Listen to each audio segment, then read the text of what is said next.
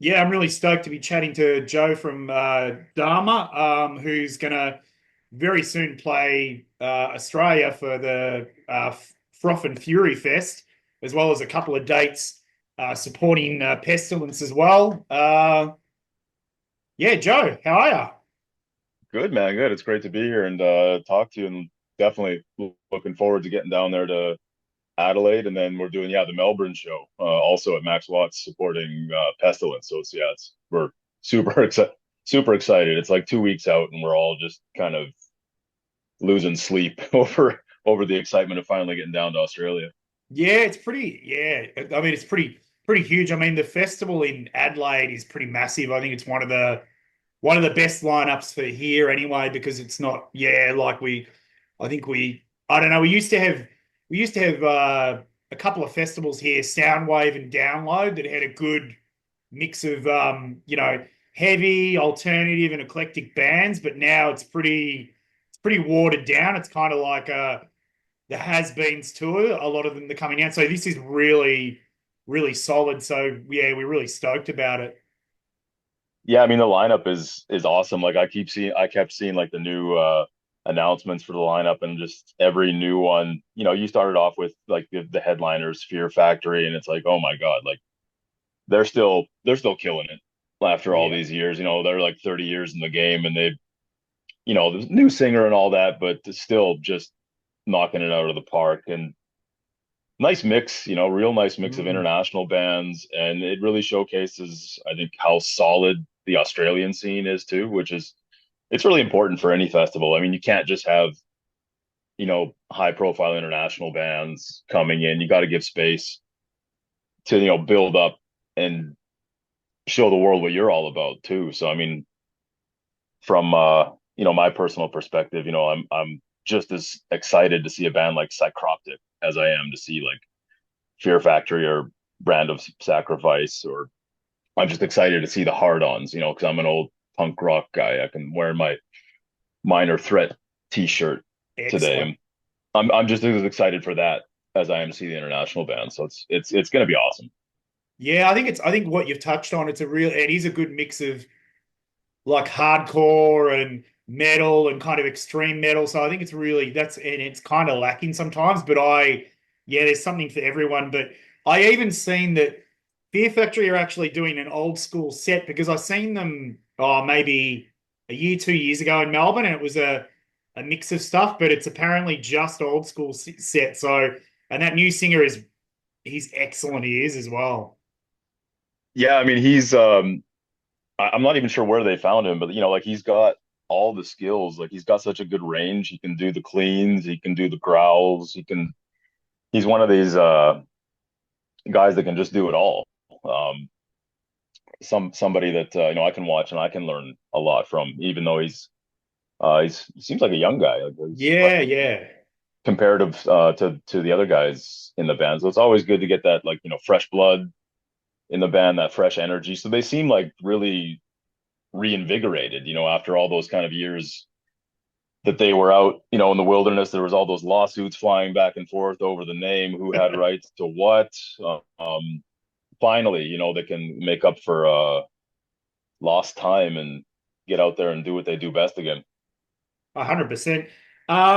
So I wanted to chat about your amazing band, but first I wanted to kind of go back into how you first got into heavy music or punk rock, hardcore, where that kind of started for you, and then how that kind of went over to kind of heavier music, and then we'll get to the story of Dharma, obviously. But yeah, I'm really intrigued about your early kind of musical story yourself. Sure. I mean, like when I was a kid, I guess my first introduction to anything like remotely heavy would have been probably like my dad. Like he was into Led Zeppelin. That was about as heavy as he got. But to a kid who's just learning and absorbing, when you hear Led Zeppelin, that's the heaviest thing you've ever heard to that point in your life. And it either speaks to you or it doesn't. And to me, hearing the guitar of Jimmy Page, that ignited something in my young, fertile brain. Something something primitive. It spoke to me in that sort of lizard brain sort of way. From there, um, I was introduced to punk rock actually through a neighbor of mine back in my hometown of Saskatoon, Saskatchewan, central Canada, for people who might not be familiar. And he was a skater kid. He was actually a year younger than me. Um, and he had the first, I'm not sure if you guys had this in Australia. It was the Punk-O-Rama compilation. Oh yeah, yeah. And it was like $5 and you got like 30 songs on it. And he had the tape and he made me a copy. And the first song on that was Bad Religion, Do What You Want. Ah, And that was like the experience of hearing Led Zeppelin, but turned up to 11 or turned up to 100. That first song, it's like 90 seconds long. Even just the title, Do What You Want, because I was like 12 at the time. And it just, um, it was everything that I was thinking. It was everything that I wanted at that time. And it was heavy, it was fast, it was angry, it was loud. And I was just it's amazing what how 90 seconds can change the trajectory of your entire life because from that point on, I was like, I don't know how I can do it. I don't know if it's going to work, but this 90 seconds right here, this is what I want my entire life to be about. This is what I want to do. This is what I want to say. I'm not sure how I'm going to say it. I'm not sure how I'm going to do it, but I'm going to do everything I can to make it happen. And then from there, I was into punk for a fair number of years, but you start to just you go to the music store and you start delving into other sections, and you're looking for something heavier, something faster. It's like, okay, this is good, this is fast, this is heavy, this is angry. What else you got? And this is I actually ended up going to a music store like in like way across town because there was this kid there he had his own like one man black metal project and he would import all this weird stuff from everywhere because although there was like a heavy scene in Saskatoon, it wasn't huge, and you couldn't get everything. But this guy got like he introduced me to bands like Incantation, to Suffocation, and I would just go there. I always worked when I was a kid. Like I had jobs, like from starting from having a paper route when I was like 9, and always had a job. So I had my own money. So I would just bring him a fair percentage of my paycheck every 2 weeks and just kind of hand it over to him and just be like, just load me up. Just however many CDs I can get for like $100, just stack them up in my hand and I'll just trust you. And that was I did that for a few years. He would just load me up, make recommendations, and it was all over. It was all over from there. I didn't start. I wanted to start my own bands back in Saskatoon, but I was a kid who struggled with self-esteem a lot, and I struggled with confidence, and I was just quite certain that if I did start a band, that everyone was just going to laugh at me, like I get laughed off the stage. So I did ask a few like close friends, none of whom played instruments. But I was like, let's start a band, let's start a punk band. We'll be like the Germs, like they didn't know how to play their instruments. They just started the band first and they figured it out. And all of my friends were like, that is the stupidest thing I have ever heard in my life. Like that doesn't make any sense. I'm like, it's punk. They're like, I yeah. don't get it. So I'm like, okay, well, there goes that dream. So I thought, I thought, okay, like I'll just be a fan, and there's nothing wrong with that. Like I'll be into it. Uh, this will still be my culture. This will be my identity. This will still be who I am. And maybe I can do something with music journalism, and I can be in the scene in that regard. But I never thought I would actually be in a band, let alone being the front man let alone being the frontman of a band that has the opportunity to travel the world. None of those things were even the most remote possibility back then. So that was a very long ramble about how I got into heavy music and how this all came to be. And so yeah, and I mean that's yeah, I think that's yeah, I mean that's really intriguing because that's a lot of people. It's not, even myself, if you live in a regional area, free kind of streaming and stuff, it's a bit of an effort, like, tape trading and CD trading, that was the kind of, or, talking to a kid with a different t-shirt, it's it's way different, but it all kind of builds that up, doesn't it? Those layers, Yeah, yeah, Um, like it was a different time, like even just this is 20 years ago, but in terms of the advancement and how people get music, it feels like 100 years ago. It's it was so different. Like like the like you get a tape. You like first of all, like what's a tape to most people these yeah, days?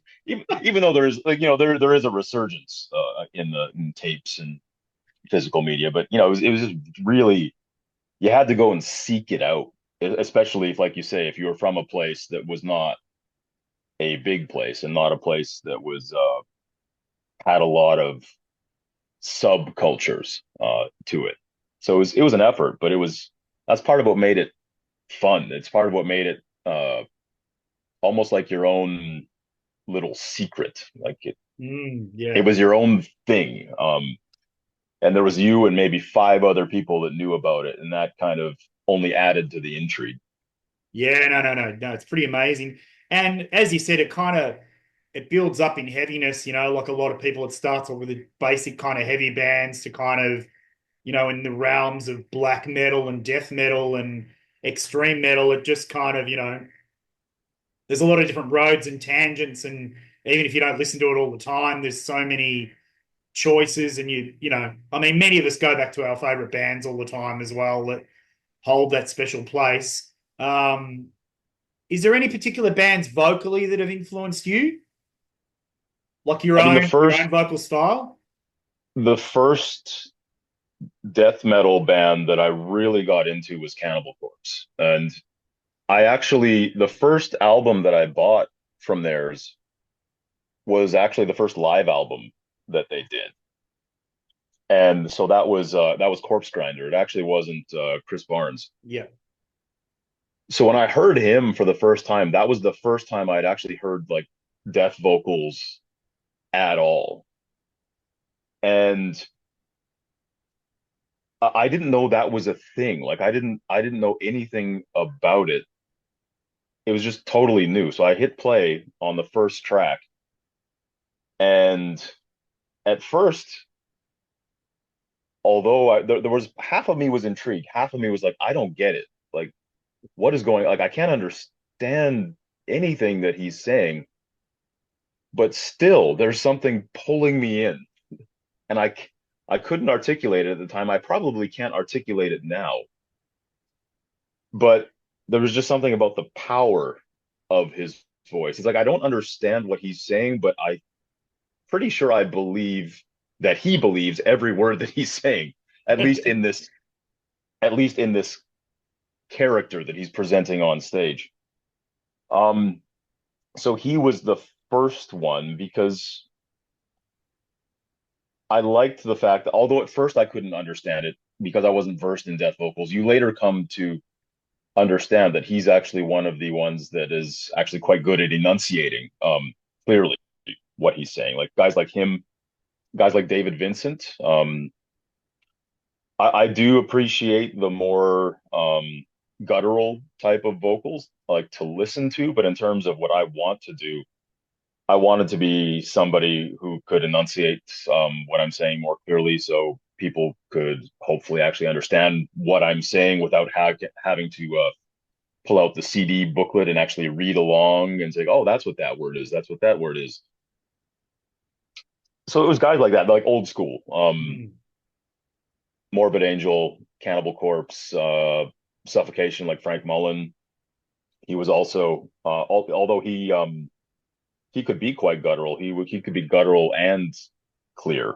Um, Incantation as well. They had a few different vocalists over the years, kind of switched it up. Nile, the way that they would have three guys on stage going back and forth with different vocal styles, and then the dual vocal attack of like Dying Fetus Yeah. going back and forth between the super low stuff where he could actually enunciate really well too, which that was my, I was like, how does he even do that? And he's kind of unsurpassed in my mind, Gallagher. And also like the clearer stuff as well on Dying Fetus. So those were the main ones that have really hit me back then. You know, as you say, you keep going back to them over and over again, and they're still doing it now. They're still putting out new material. They're not like legacy bands. They put out new albums. They play tracks from those albums when they tour. So I mean, just the longevity and like the fact that they've been able to kind of stay on top of their game for going on 3 decades. It's nothing short of mind blowing. Yeah, it's pretty insane that they can maintain that very high standard, and still deliver it, And flipping back a little bit, so what was the first band you were in? Was it so we The first band I was in was actually not until I moved to Taiwan. I moved here in 2005. Uh, I was 22 years old at the time, and by 2006, I was in a death metal band here called Revilement, just like a Cannibal Corpse-esque uh, death metal band, and we actually covered a couple of Cannibal Corpse songs early on. And that just came about by almost pure happenstance. I was at a music festival in the summer of 2006, and this long-haired Taiwanese gentleman by the name of Charlie Lee came through the crowd. And I at that time I had hair down to my hips, uh, very much looked the part. And he basically said, "I've got this band. We lost our singer. You look like a guy who can do death metal vocals." And I had never actually done them in a band to this point. You mess around at home, kind of imitating what you hear on CDs, but I'd never done it with a mic in my hand, uh, with real musicians. But I'd probably had a few beers that day, and there was no real reason. So I just said, "Yeah, yeah, I can do that. Yeah, no problem." So he gave me some songs to learn. He said, "Yeah, come try out, come to an audition."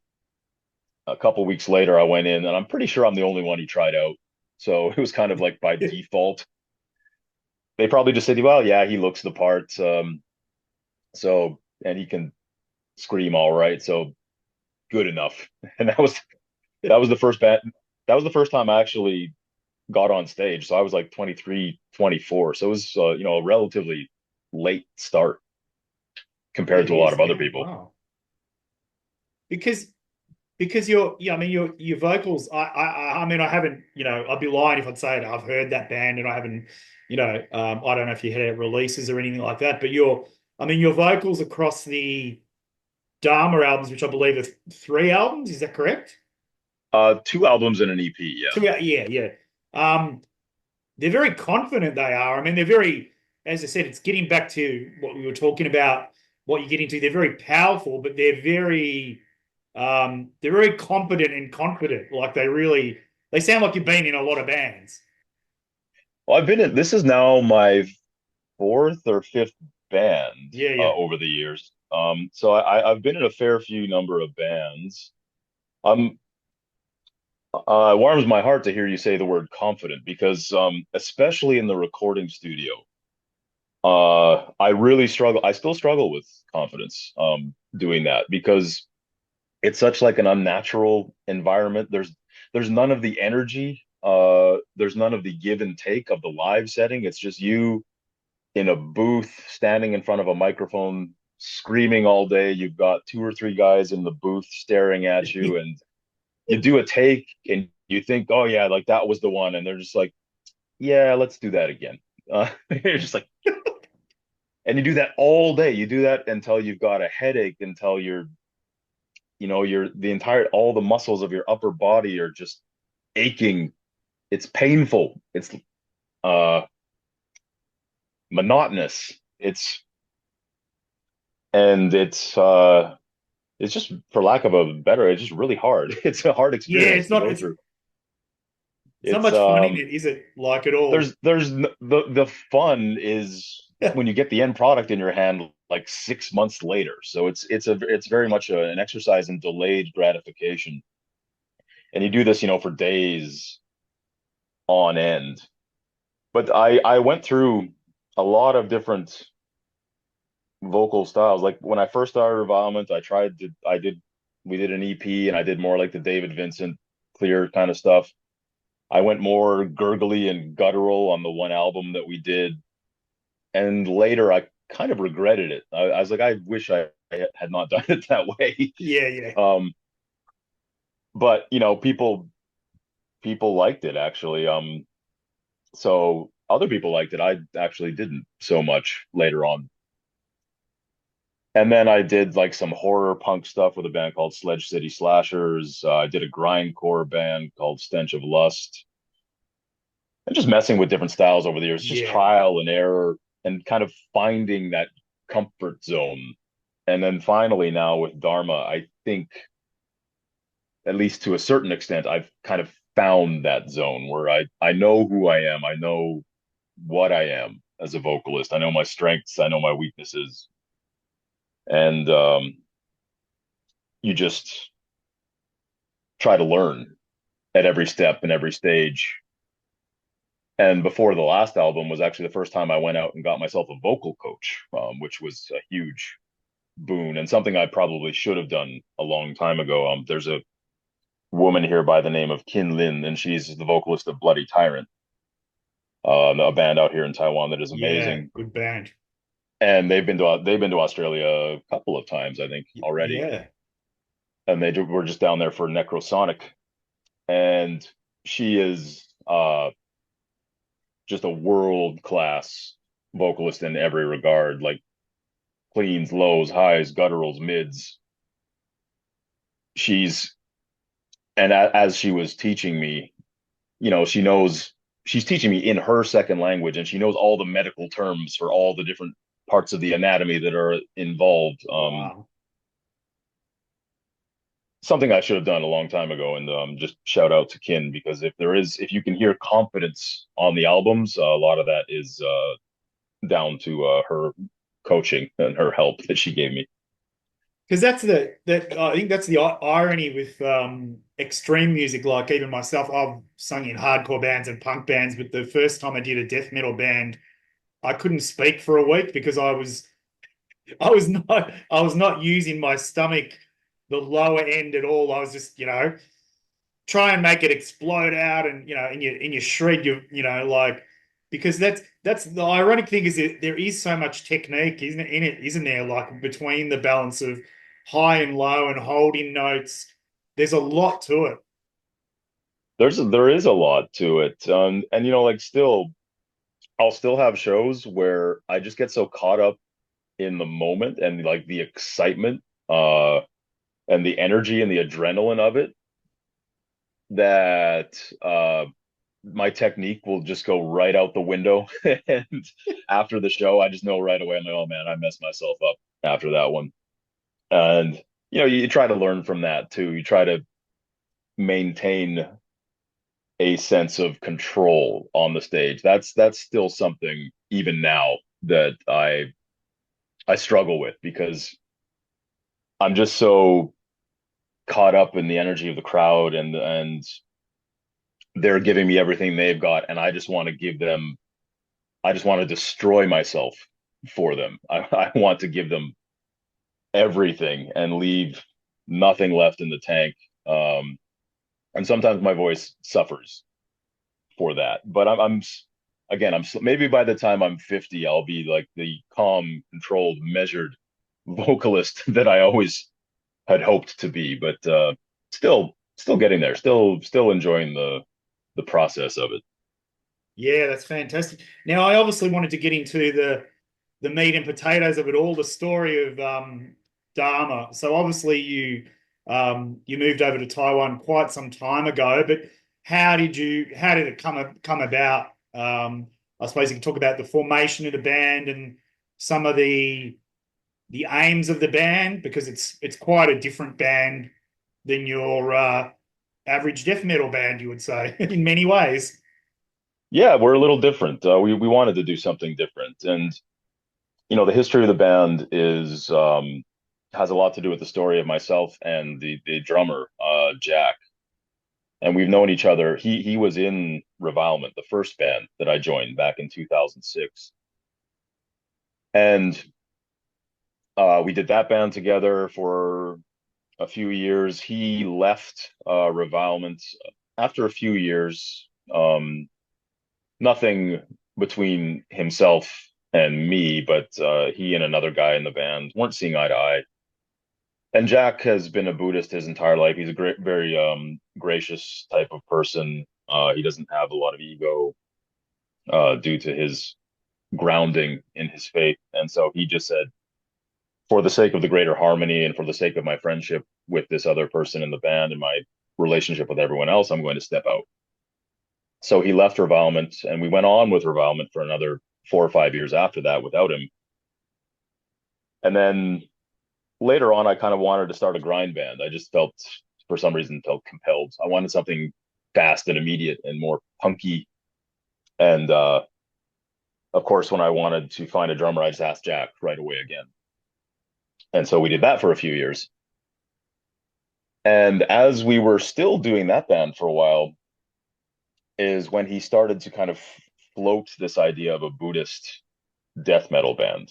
And it was actually an idea that he had had as far back as the Revilement days, like going back to 2006. We actually did one song on a demo that we only made 100 copies of that was a Buddhist death metal song, but the other guys in the band weren't into that concept at all. I was new to the band. I was new to being in a band in general, so I was just happy to be there. He was like, I want to do a Buddhist death metal song. And 2006 me was like, yeah, cool. It's all good. Like, I'm just happy to be on the team. Yeah. Please don't kick me out because this is the greatest thing that's ever happened to me. It wasn't something I understood at the time, but like I say, I was just happy to be there. So whatever they had thrown in front of me, I was down to be a part of. But as we got to around like 2018, 2019, he was seriously wanting to get this going. Time was marching on.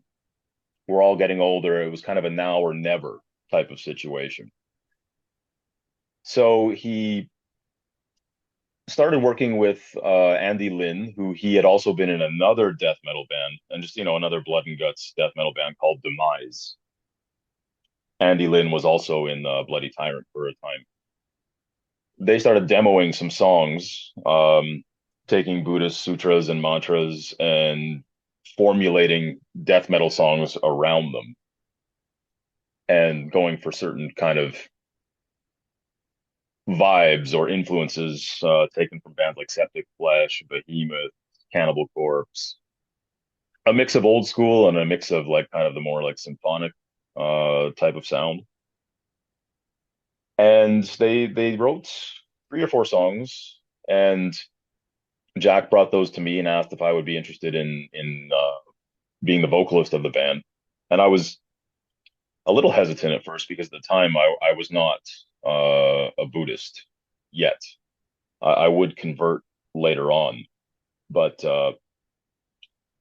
he just wanted to work with me again because we're friends. He believed I could do it, and he knew me very well as a person. He knew my intentions. He knew my lifestyle, and he believed that I would gel with the concept and be able to present it authentically to people. So we took those demos around to various Buddhist organizations and temples. Jack did this. He set up meetings so he could present the death metal culture to them, like to be honest about what it was, he took songs like from Cannibal Corpse and he played them to these Buddhist monks and nuns, just to show them like this is death metal, this is what it's about, uh, this is the vibe, this is the sound, this is the concept. Not hiding anything, like this, it's about violence, it's about anger, it's about horrific conceptual ideas, the same way that a horror movie is. And then he said, okay, we want to take that and do this. And he played them our demos after that. And he said, played a few of the songs and basically just asking, like, can we do this without offending the entire Buddhist community of Taiwan? And they were into it, actually. They liked it. They were open to it. I think because owing to the fact that he was so honest and open, he didn't try to hide anything about death metal culture, about the concepts that had preceded what we wanted to do, which is obviously a kind of the opposite end of the spectrum thematically. And they gave us their blessing to go forward and to play live. And yeah, we started from there. Our first show, I think, was 2020 with we opened up for Marduk from Sweden, Wow. the notorious Satanist World War II obsessed Yeah. Swedes. And the crowd was very receptive to what we did, thankfully. Marduk was not receptive to who we were and what we were doing. They wanted nothing to do with us whatsoever. Um, and to be honest, I kind of expected as much. Yeah. And that's entirely okay. Because we did not expect everyone. We didn't know what the reaction would be from other musicians, from fans. Going into this, it was very much a wild card. It was a big question mark. Um, Thankfully, the fans that day let us know that this was something different. This was something intriguing, and this was something that at least that crowd that day that they enjoyed, which gave us the confidence to move forward. Yeah, that's awesome. And so and and from there, when did you do your first recording after those early gigs?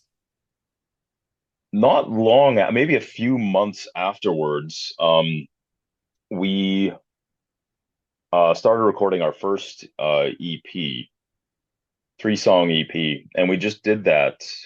Andy had his own studio. He was living in Taichung in central Taiwan at the time, and he was living in an a disused warehouse that a family friend owned. They had a business. They were making something in the warehouse. I don't know what, but the upstairs of the warehouse was like a office area.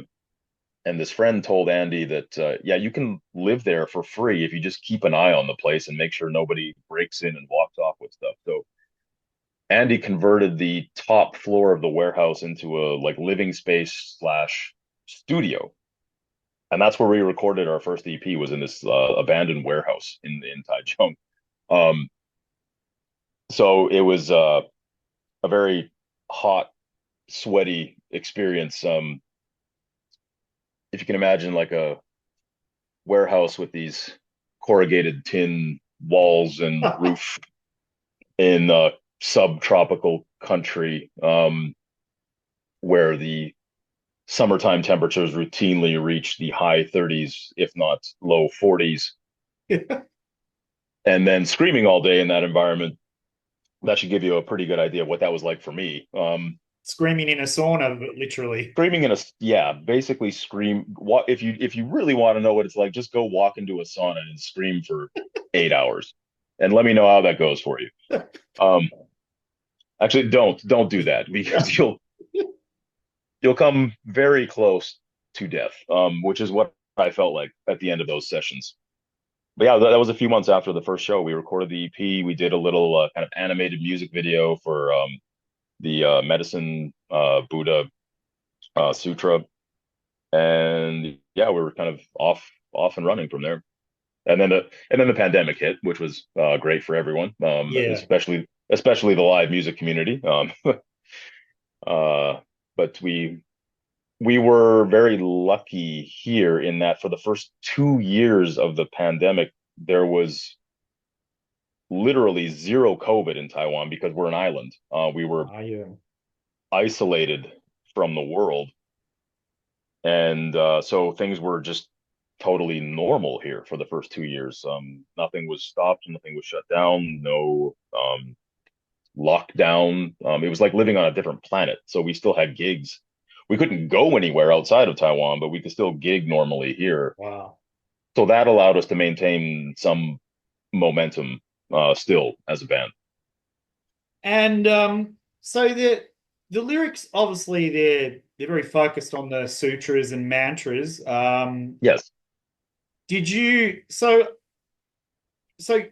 how did that work for you to kind of do that vocally in that? Because is it are they it's so is it what language is it in? That's what I'm trying to say. I'm trying to spit it out because I know obviously some of the original text and thingos are in Pali and all sorts of different, you know. So how did that go?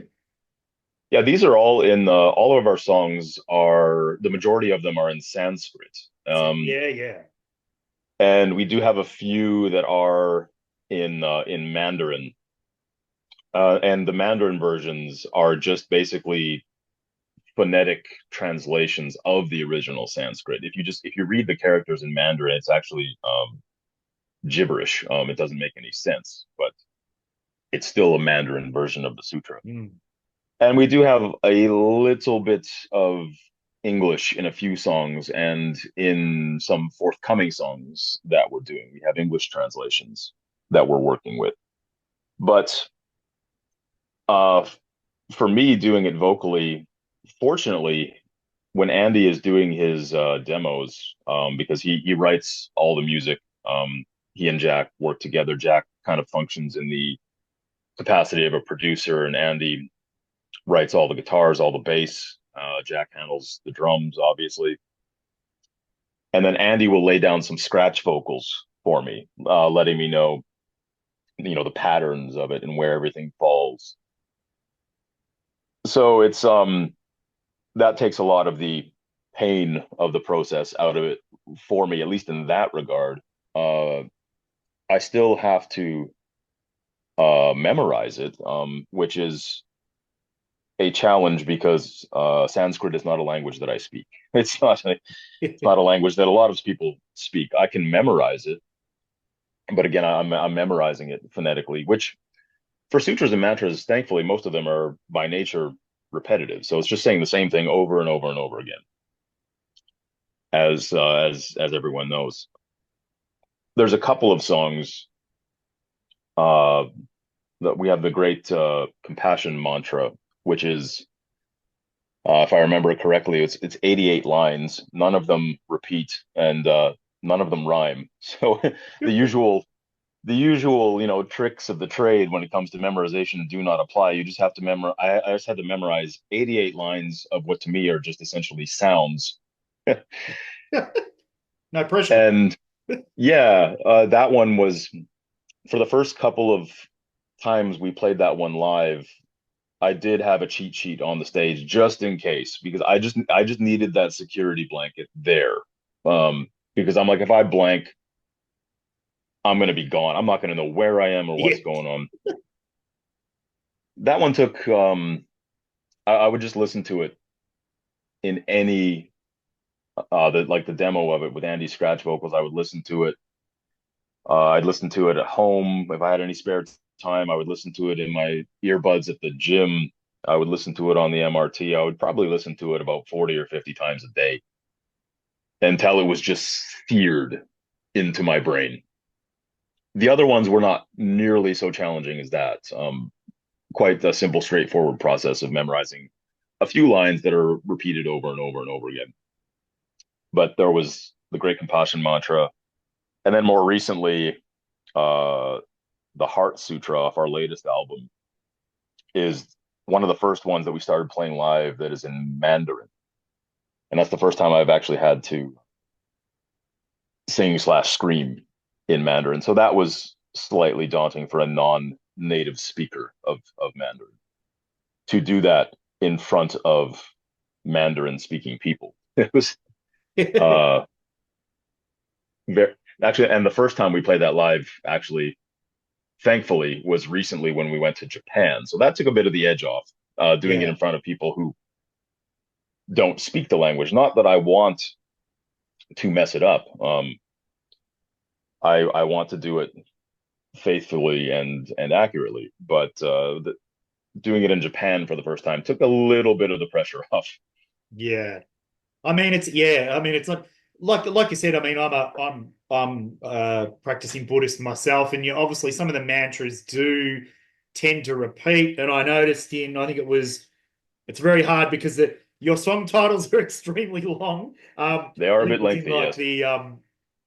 the six character great right one, the one that's got the classic, Yeah, on money par, that's yep. most people know that those things is very repetitive, but yeah, like I said, other ones, there's a lot in there. So, yeah, it's a lot of effort and focus, like what you've explained that, maybe you could get like a giant auto cue like Ozzy Osbourne, but When I get older, I might need it. yeah, I'm right now, like it's it's a means for me where I feel more like I've earned it. You know what I mm, mean? Like I don't want to go up there. I could go up there with some sort of device or cheat sheets on the floor just in case, but I want to. The other guys in the band, especially like Andy and Jack, the guys writing the music, they work so hard for this and they spend so much time and effort. I would feel like I'm doing them and the audience a massive disservice if I was just going up there and reading like I'm reading off ah, of cue. If I'm just like going up there and reading off of cue cards, it's so I want to put in the work. I want to mm, go through the entire process. So I feel like I've gone through the battle with the guys as well. I want them to know like that I'm in there in the boiler room suffering with them as well, yeah, going yeah. through it. And just to be, especially since now, after the first few months in the band, that I did also convert formally to Buddhism as well, just to immerse myself fully in the culture and to embrace everything about it in an authentic way as I grow in my practice and as I learn day after day. The worst possible thing that I could ever do would be to do this in a way that is inauthentic, to myself, to the audience, to the other guys in the band, to Master Miaoben, the nun who is performing with us as well. The last thing I would ever want to do is to be dishonest with any of them, with any of these people, and dishonest with myself. So going through the process of memorizing the mantras for me is a big part of that ritual of earning of earning this right to perform these thousands of years old mantras and sutras in a public setting. Yeah, it's got to be genuine and heartfelt, isn't it? And you've got to, like you said, to put that work into, like it kind of deems the respect that it's due, really, doesn't it? It's a means of paying respect for me. That there has to be some way of of doing that, of paying respect to the culture, paying respect to the thousands of years of tradition that have gone into this. It would be extremely bad karma for me to be some sort of snake oil salesman up there, reciting something I don't actually believe, reciting something that isn't a part of my life, and packaging it as a product. That would never be something that if there was ever a point where, for whatever reason, I decided that Buddhism is not for me, it's no longer my path, I would leave the band. You'll never see me getting up there as a non-practicing Buddhist performing these songs. Yeah, you're not a. I mean, it's not an actor in an episode, is it? You know what I mean? Like it's a commitment to it. So, and what I've seen from your live performances on YouTube, it's certainly yeah, the passion is dripping from every single member of the band. You know, which is what everyone wants. And you touched on about the ritual side of it. I mean, when we look at kind of a lot of current bands, like even Behemoth and Batushka, they're two that really kind of stand out with that kind of spiritual crossover. Does it really feel like a ritual to you from start to end? Yeah, like I mean, we set it up as a ritual. I mean, like our shows start and end with a blessing from Master Melbourne, one to open the show, one to welcome the presence of the Buddha, to invite the blessing of the Buddha for everyone in the band, everyone in the audience, and ends again with another blessing, again for everyone present at our show.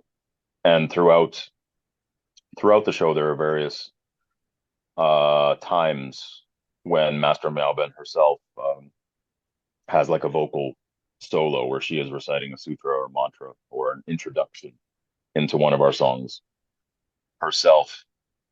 And we have various elements, such as the lighting of incense at the beginning of our show, as you would see in many different temple rituals and ceremonies. We have different instruments that we are incorporating into the live performance, or now in the process also of working into the show as we evolve the ritual of our live performance. So it is a ritual, and we feel it on the stage. You don't want to be I don't want to be super pretentious about it, because when if you ever delve too far into pretension, you can just hear people on the other side of it rolling their eyes. Yeah. It's a concert too. Like it's like calm down, buddy. Like it's also just a metal show. So it's Yeah. both. It's you're not saving the manatees out here. You're playing some songs. But we do hope that people will feel the authenticity of it. And what I've noticed is that I do believe wholeheartedly that it is coming through and it is having an effect, because we've had people who obviously don't speak Sanskrit or don't speak Mandarin, and are not Buddhists at our shows, and we've seen them with tears streaming down their face during our show. Not because they're sad that they're there or because we suck, but because they've been affected. They've been emotionally moved, and that is a certain power that is beyond. It's beyond ourselves. It's bigger than us. It's not owed entirely to what we are presenting on stage. It's owed to what, for lack of a word, is the higher power that we are communing with, and somewhat becoming being the vessel for this brief temporary period of time. So I think all of that, the ritual aspect of it, has the intended effect of moving people emotional, which is what you hope to do with any form of music, really, any form of art. You're just hoping um, to move people, to affect their way of thinking, to perhaps maybe even change the course of their day, the course of their week, the course of their life. Even concerts can do that. As if you want to go full pretentious with it, concerts can do that. They did it for me. Concerts definitely did that for me, and it had nothing to do with religion at the time. It had to do with the religion of heavy metal, um, which for a long time was my church. It was my temple, and still is. So music definitely has that power, and I would hope that for a certain portion of our audience, that's the effect that it has. Yeah, that's excellent. I mean, I mean, more recent, or even last year, I was seeing, the band Heilung, you know them, Oh yeah, and yeah. I've never had an experience like that before. Like I've never, people were gobsmacked, and it was heavy, but all those elements you were talking about, then people were just, for days, I was just like, what the hell did I see? And I loved it, like the visual, the heart sense of it, and everything was just very overwhelming in the best possible way. So, um, yeah, it can, yeah, definitely have that long lasting effect and, inspirational effect, in many ways.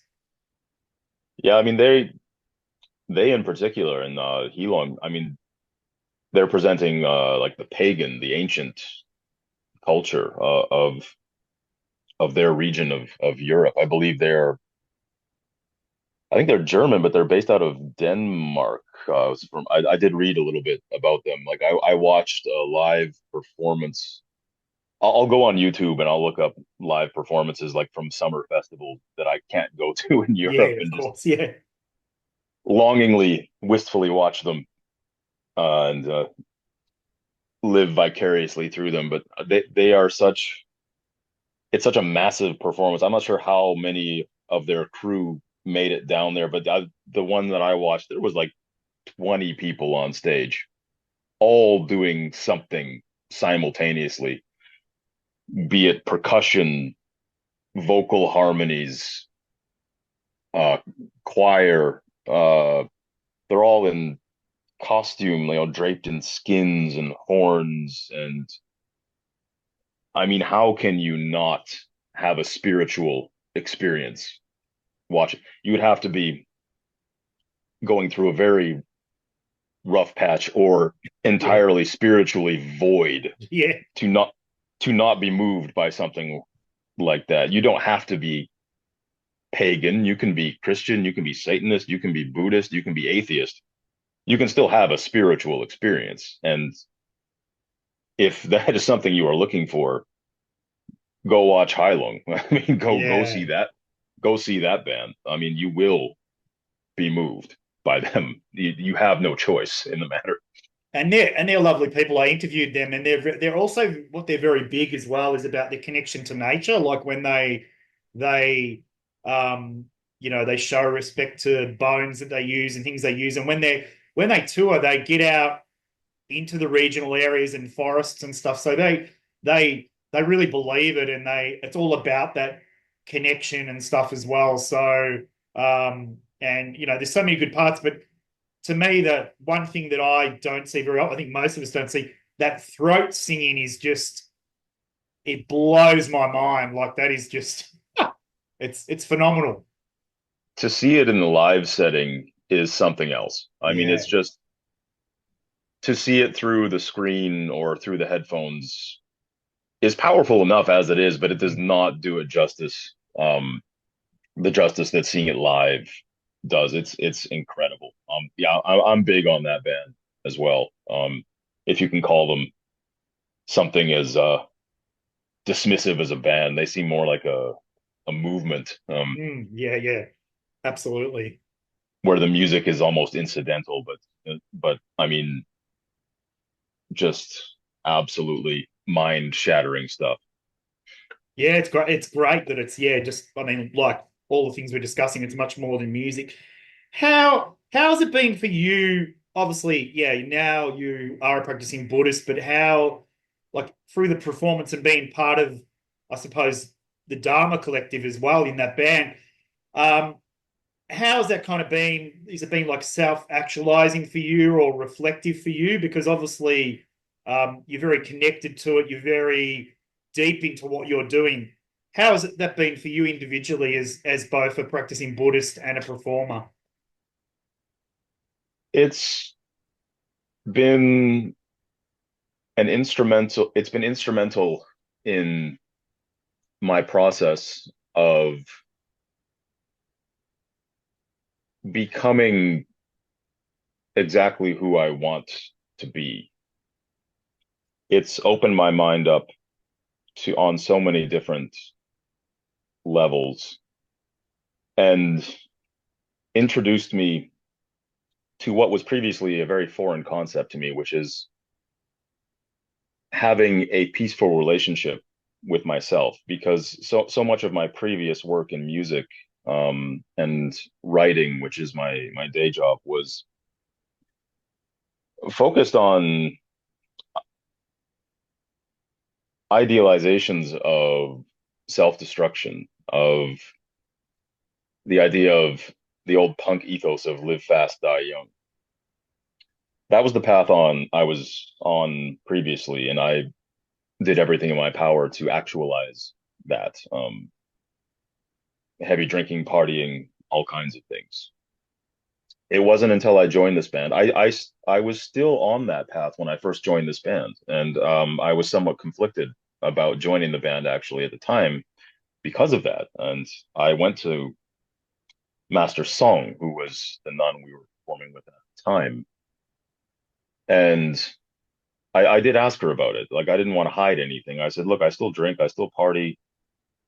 I'm absolutely not living a Buddhist lifestyle, and I am not currently a Buddhist. I'm interested in it. I am respectful of the culture, but I am not a Buddhist. And she told me, she said, well, what the only thing that matters truly is what's in your heart, your intention. And she gave me her blessing to at the beginning to to be the vocalist of the band and to present the sutras and the mantras publicly, which meant a lot to me, for her to put that trust and faith in my character, because I didn't even trust myself to do it at that time. But moving forward, she invited me to study with her at the temple that she was affiliated with in Taipei City. And I came to know more about the culture. I came to embrace the meditative aspects of the practice. I came to embrace the idea of the slow detachment from the concept of the self. And in that, I became more able to realize that I didn't have to be anything. I didn't always have to remain on the same path. I could reinvent myself as I see fit. I could be anything and everything. And I definitely did not have to be a live fast, die young, punk rock stereotype anymore. Yeah. And so that opened up a whole new lifestyle for me, where I quit drinking, I quit partying, I became 100% sober, which I've now been for the past four years in October.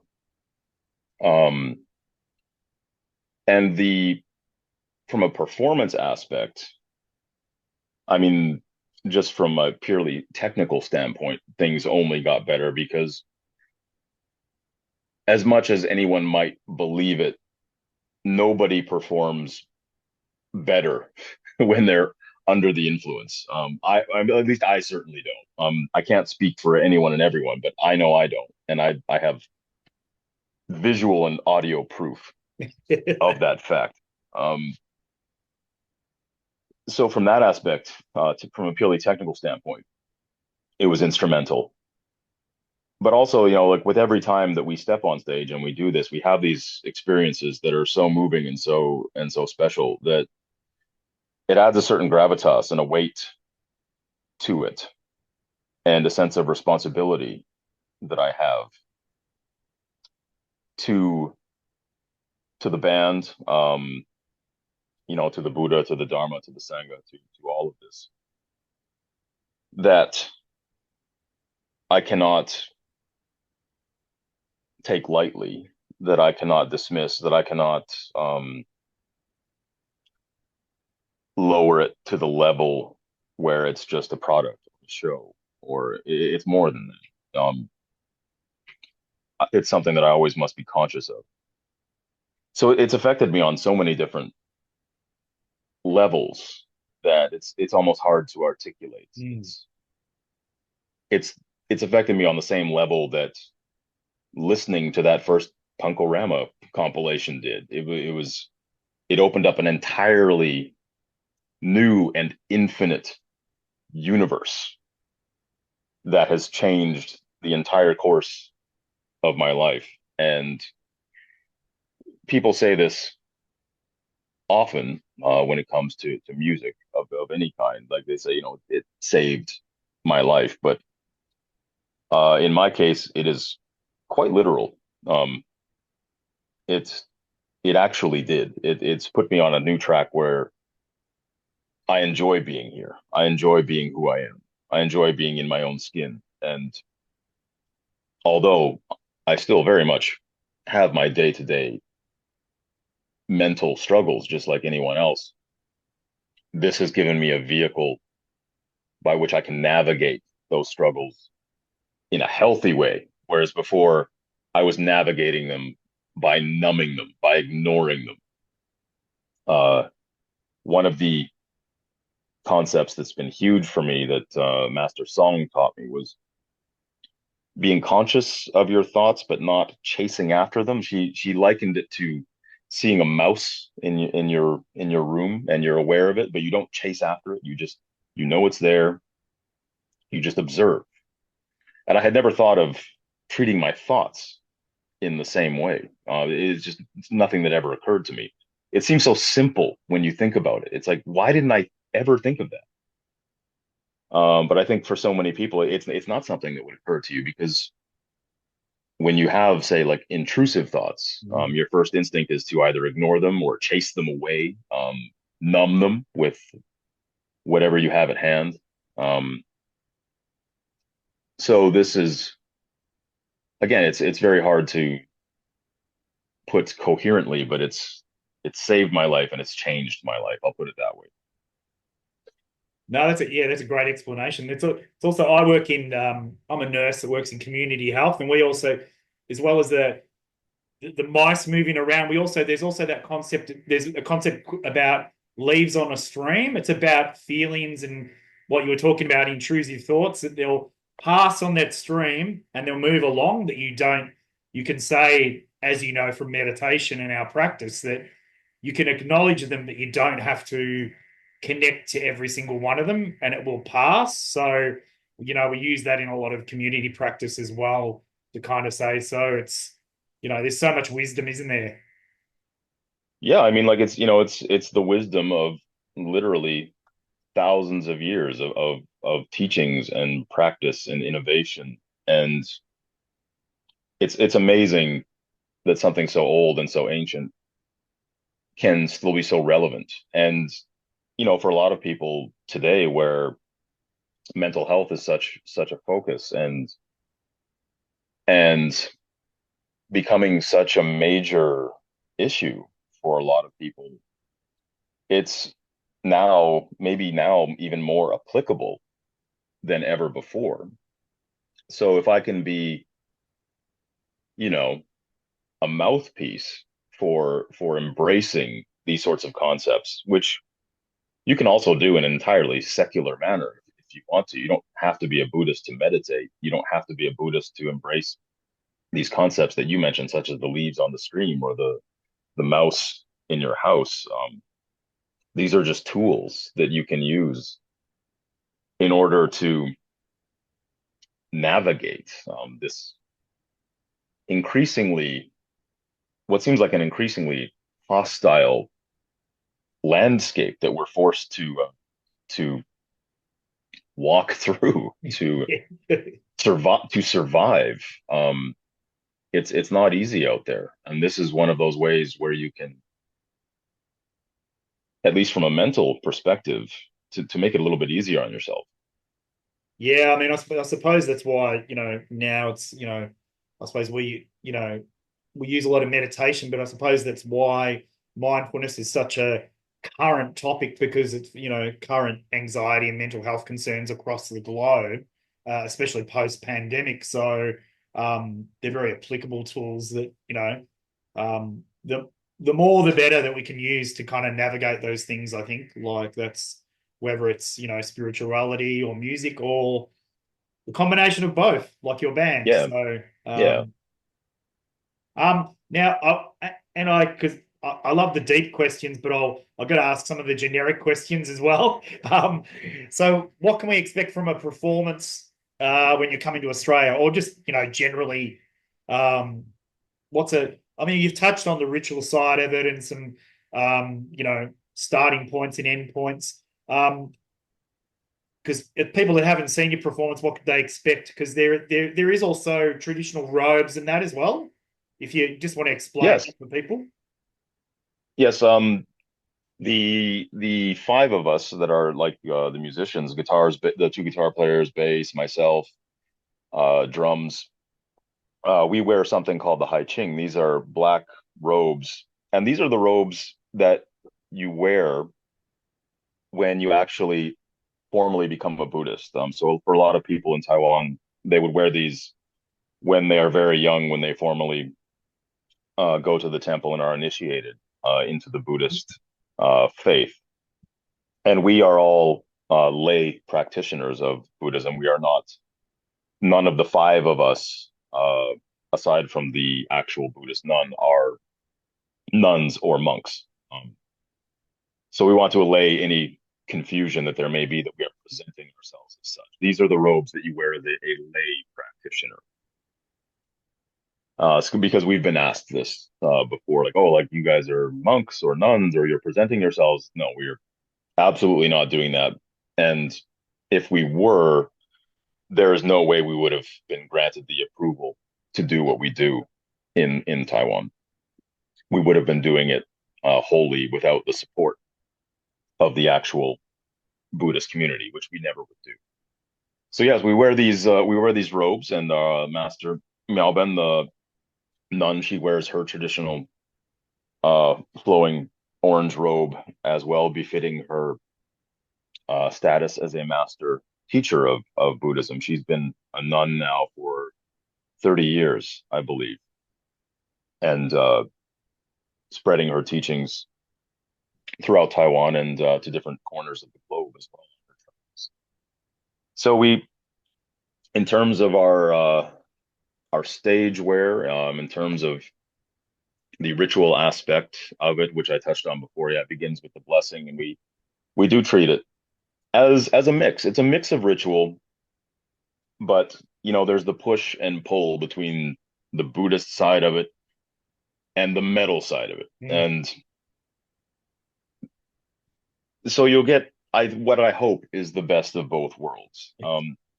If you're coming to enjoy it from a cultural perspective, you'll be able to get something out of it. If you're coming to enjoy it purely as a metal performance, you'll get something out of it, because although we bring our own aspects of traditional temple music and instrumentation to our sound, it's still very much rooted in the ferocity and the brutality of extreme music, with a little bit of the beauty of the symphonic elements sprinkled in here and there. So yeah, you get a little bit of both, a little bit of both worlds. The cultural side, the metal side, and metal is also cultural as well. We're just melding these two worlds, and it's an ongoing process of trying to see how these different pieces of the puzzle fit. So what you see when we're up there is something that we spent a lot of time and energy and thought putting into, but it's also something that is living, it's evolving, and our audience is very much a part of that as well. They've been a part of creating this sort of unique culture that is unique to a Dharma performance, where we've seen people crowd surfing in the lotus position for a start. That happened at the first show we did with Marduk, and it's been a thing at all our shows ever since. It's just something the crowd picked up on wholly on their own. Or in the middle of the mosh pit, people prostrate themselves on the ground. They bow down. They put their hands together in prayer. It I liken it to like the things you'll see like in a Mon Amarth show, where Yeah.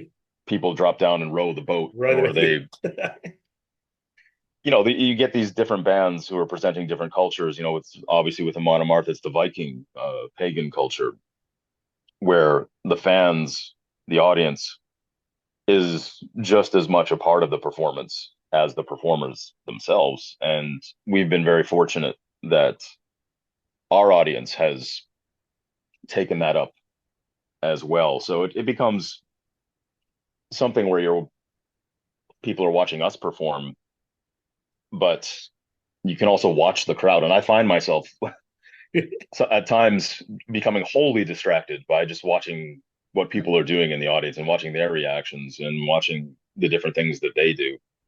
I become the audience as well. So it's very touching actually for me to see that, because it means that they're, whether they are Buddhists or not, people are open-minded. Our audience is open-minded, and they're, at least for those 30 or 40 minutes, they're right in this thing with us. They're embracing our concept. They're embracing our ideas. They're embracing us. So it's a very moving experience for us, and I think that translates into the audience as well, wherein they themselves are also moved by what is happening communally between the band and audience, and the audience and the band. I think that's what you touched on very early in the interview about the connection between the crowd and yourself. It's also like a two-way street about the energy you're giving to them, and feeding off that energy in both ways. And I think that's really any performance, that's what you want to see. That's really when it's something special. It kind of really blows you away. Yeah, big difference. What's next after touring Australia? What's coming up in the next kind of year in terms of recording tours, or what's on the planner? We've got some things in the works. We might have a few more shows towards the end of the year, but we can't announce it yet because it's pending the usual paperwork in terms of visa applications Mm. and things of that nature.